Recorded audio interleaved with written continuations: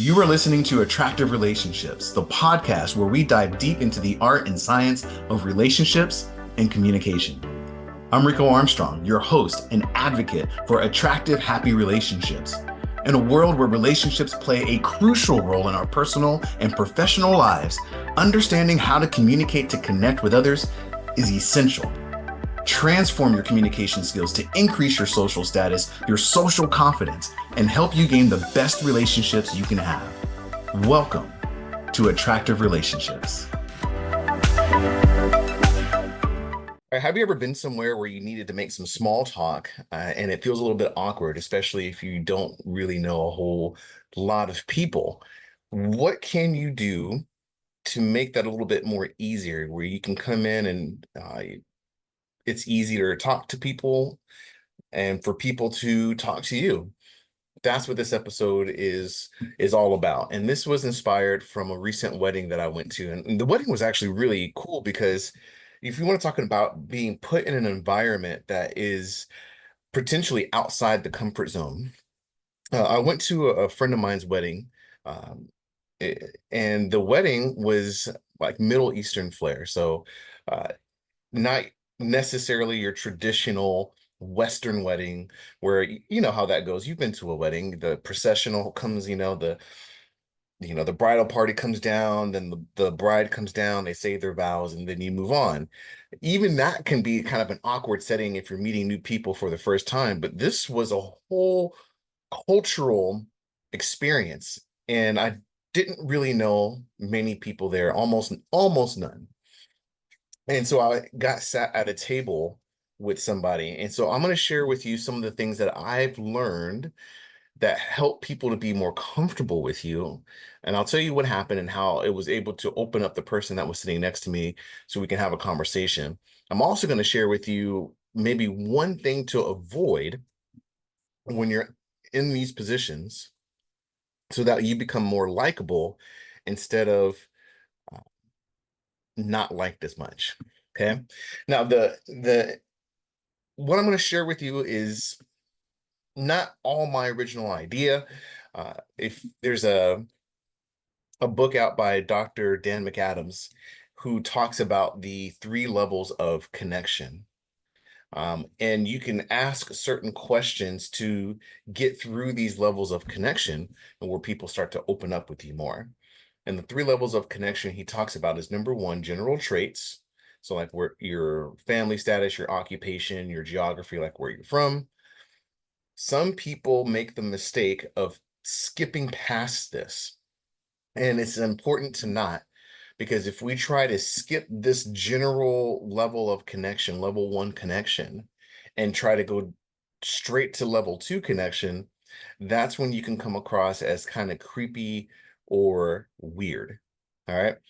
So we want to at least establish some general traits about each other. The second level of connection is personal concern. So this is when we start talking about people's goals, their motivations, what worries them, their personality traits. What are some things that keep them up at night, and what are some of the things that they can't wait to wake up in the morning for. And if that's all we do is just get to that second level, everything is less awkward, things are more fun, you seem more charismatic, people enjoy talking with you, and everybody walks away, or at least the people you're talking to will walk away from you saying, what a great conversational experience I had with this person. But if we ever do take it to the third level, according to Dr. Dan McAdams, that is a level of self-narrative. And that is figuring out what someone is saying to themselves. Like, what do they really believe? What is their true way of thinking? Understanding the story that they tell themselves over and over again that gets them to do certain actions. That may be very difficult to do in a wedding, like a wedding reception, where you're just barely meeting people for the first time. So we're not going to focus so much on that. We're going to focus on level one and level two. So, level one questions, this is the easiest. This is the stuff that you already know. And I've talked about this in a previous episode. Like level one, you ask the questions of like, hey, where are you from? What do you do for work? We ask about maybe their family status if it comes up naturally, like are they dating somebody? Are they married? Do they have any siblings and things like that? Um, in a previous episode, I did caution one thing about this level one because if we ask people what they do, this is the one thing where I kind of tweak a little bit of what Dr. Dan McAdams says, because if we ask people what they do, most people hate their job. Our goal is to get people to like us. So we don't want to necessarily say things that have a high chance of triggering thoughts and emotions that are negative, things that they don't like their job. So if you do ask that question, it's not the end of the world. But if you get that response of like, oh, well, right now what I'm doing, as if to say, I'm looking for something else, I'd rather not be here. Um, Maybe something easy to follow up with would be like, if you could do anything, what would you like to do if you could? So that's my only caveat with this level one connection. You are already good at that. This is natural for us. This is normal interactions, right? If we want to get to the next level where you become more memorable and you make real connections with people, even people that you've barely met, we want to get to a place of their personal concerns. Again, these are their goals, getting to know their motivations. Now, this could also mean getting to know what worries them, but maybe more than likely, especially in new situations, like the worry, getting to know what they worry about might be something that has to come up naturally, not something that we're focused on initially. What kind of questions can we use to draw out people's goals and ambitions and motivations and their dreams without coming across as we're trying to force it? How do we make this more natural? To me, this is the fun part. So we might ask something like, hey, what are you celebrating? Um, if you were a type like myself, I love to learn.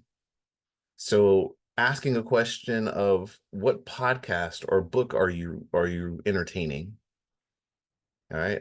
If you love TV, you might ask the question, what TV show are you binging right now? Again, I love to learn, so sometimes I might be asked like, hey, what are you learning? What are you trying to get into right now?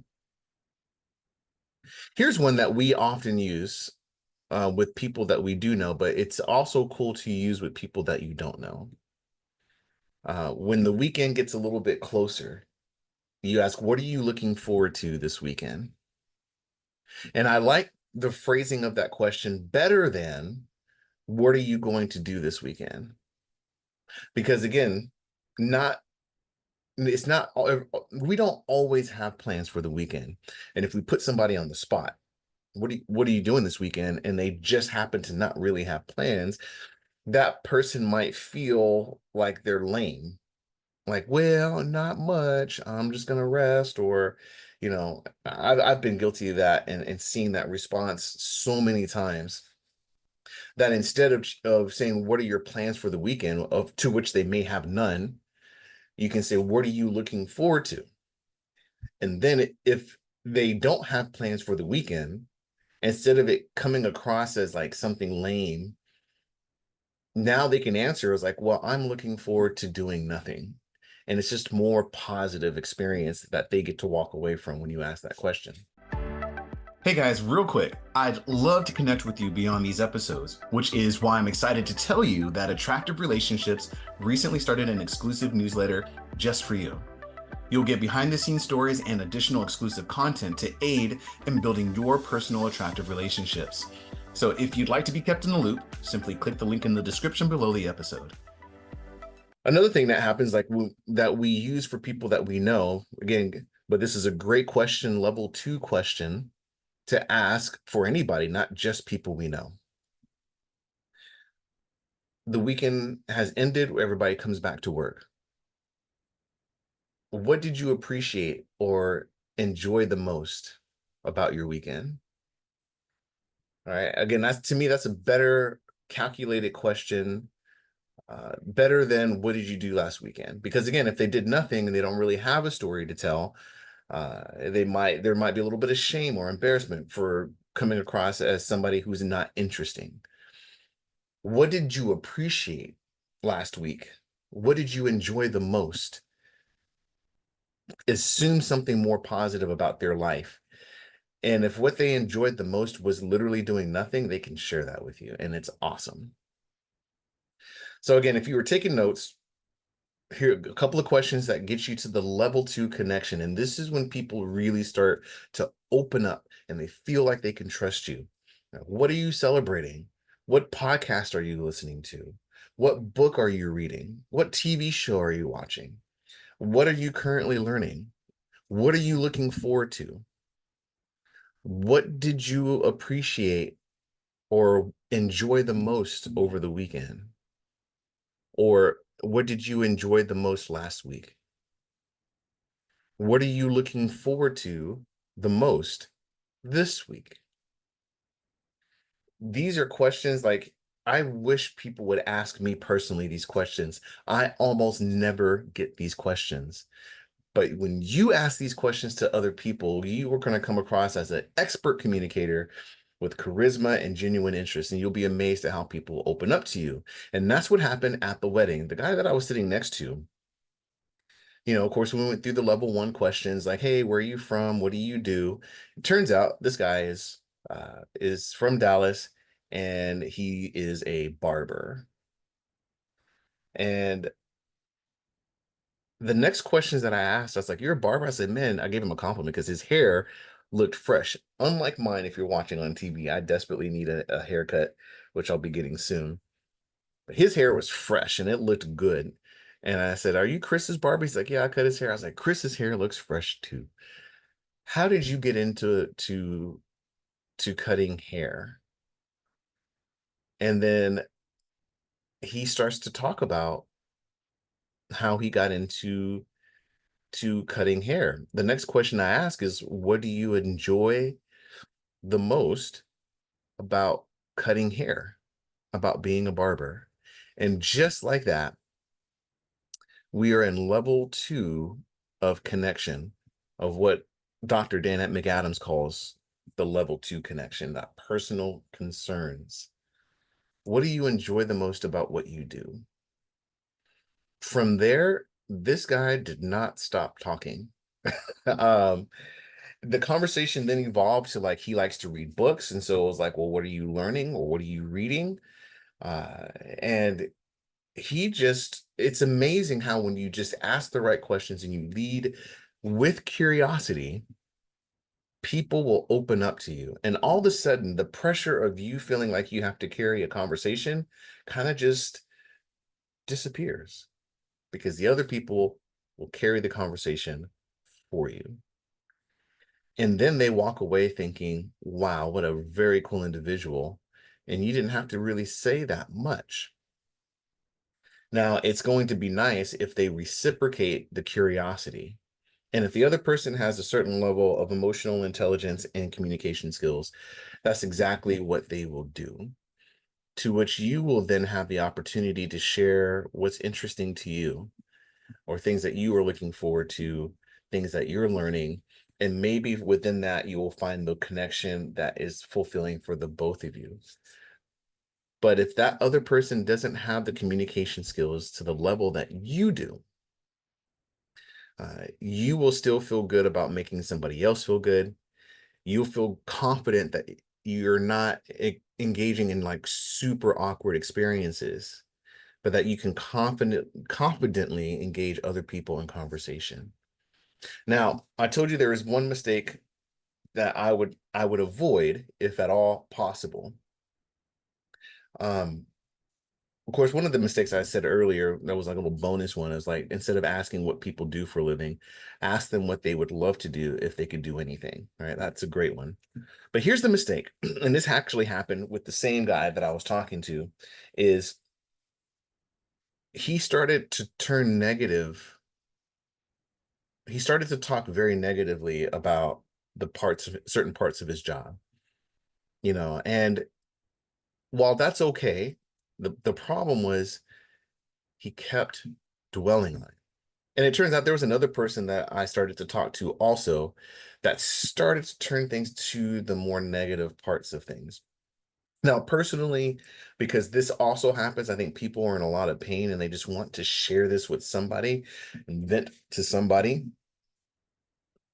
If you come across as somebody that they can trust, you can maybe expect that this is going to happen from time to time. And one of the things I'm currently working on my skill on is in improving the positive conversations. But again, going back to the mistake, is we don't want to make the mistake of unloading on somebody that is interested in us and venting to them like we've known them forever, but venting in the way of like unloading all the negative stress that's in our life and trying to, because it's a transfer of energy.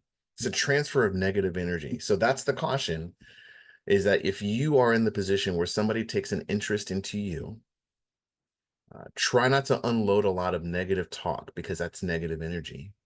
And conversely, if somebody's trying to unload a lot of negative things onto you, switch it to something that's more positive. So, for example, when Chris the barber was, his name was not Chris. I forget his name. We'll call him Omar. Omar the barber. When he was unloading a lot of the negative stuff on me, it's like, how do you change it to something that's more positive? And after I would just say this in response to some of the things, I would say, man, it's amazing how you you were able to overcome a lot of that and help people to feel better about their day. Or I imagine you have more good days than not. Like, this may happen every day, but I imagine like you have more good experiences than bad because you seem like a very happy, good, positive person. And reframing things and labeling things in a more positive way encourages the other person to speak more positively.